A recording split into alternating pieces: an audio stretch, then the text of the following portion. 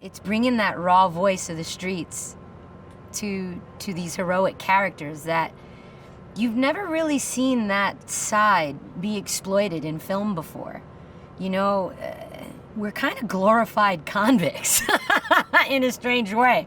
How we got away with that with the MPAA, I have absolutely no clue. I guess because they have their own code of honor, you know, like a Robin Hood-esque vibe to it. So we kind of get away from with the trouble we cause and the bad against the law things that we've done in the past. But I'm happy. I'm happy because I feel like it's kind of like revolutionary what we've done with the ensemble cast, with all the races that we involve in one feature film where we actually get along, you know? I think it's beautiful. It's like a melting pot. It reminds me of the city, and you don't see many movies like that take and glorify certain facets of a lifestyle that usually are shunned upon by society. So I love it. I'm very grateful because that's what hip hop does. We're just doing it for Hollywood features. In my heart of hearts, I know that I'm fighting for those girls out there who don't think like your typical stereotyped female. She doesn't like pink, and you know, it's not all about the boys. And you know, we got lives of our own, and we have addictions of our own, and we've got adrenaline cravings too, you know. I love watching YouTube these days. You see things that you never would have seen a girl do, you know, 10, 14 years ago.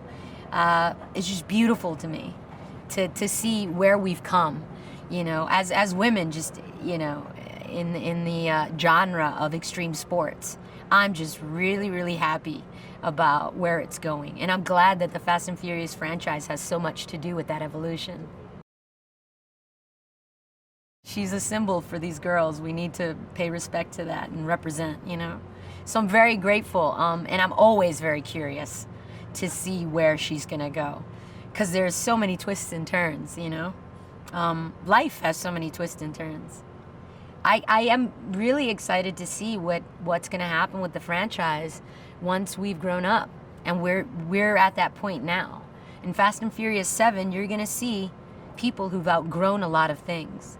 And I think that, you know, there's a whole generation of kids and parents who went to go see these films with their kids, and they're gonna be able to relate.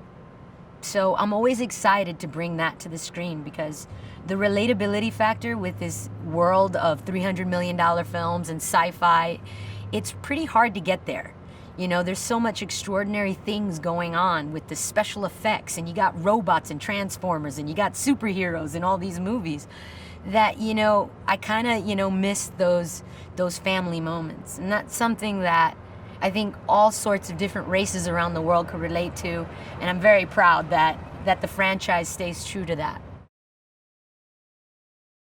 You don't even understand, like, how it feels for me, 14 years later, to be pulling back in reverse with the crowd of extras who are all obviously fans, because there's no way that you cannot be a fan of the franchise and be screaming in 110-degree weather while the sun is bearing down on you take after take, and be showing love. You know, like, they genuinely look me in the eye as I'm pulling in reverse. I'm shooting them with my iPhone so I can post it later. And, you know, they're just showing love, and I can see it in their eyes when they're going, woo, woo. It's 14 years of history, and it's like an appreciation, and it's kind of like them saying thanks, you know, Mitch, for representing. And I'm like, yeah. There's only so long you can walk around looking like a grease monkey, you know what I mean? After a while, you kind of got to grow out of it and see where it takes you. I love a good makeover, you know? I mean, for a second there, I was gonna be a sniper on a roof. And you know what? I was like, you know what? Actually, my entire career has been spent in a tank top and jeans. Hey, Chris, how about we throw me in a dress? This was an amazing Oh, it was so cool. Yeah, I was really happy about that. I had my girly moment. Definitely had my girly moment. Of course, I had to get bruised up in the process. I think that, you know, the Fast and Furious franchise is a perpetual competition against itself. I don't think there's any other way of describing it, really. So ultimately, we have to, one up whatever we did before.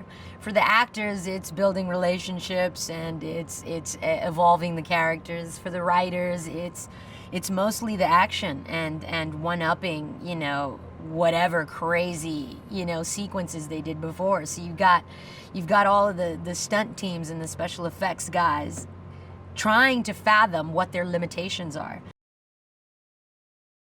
For Fast 7, I think the most powerful thing is going to be the legacy that has been left behind, for everybody. Everybody who's been involved in the franchise and the respect that we have for the family that we built. And I think that's going to be the most powerful message that the franchise 7 has to offer the fans. Hey movie fans, Valerie here with a cool Avengers movie fact. Did you know that the SHIELD research facility was actually NASA's Planbrook Station, the world's largest space environment simulation chamber used to test rocket engines and space stations? Also housed at the station is a hypersonic tunnel facility and cryogenic propellant tank. Wow, now that's pretty amazing. That's it for today. Subscribe to keep up to date on all the latest releases, and remember, walls have ears. Bye bye.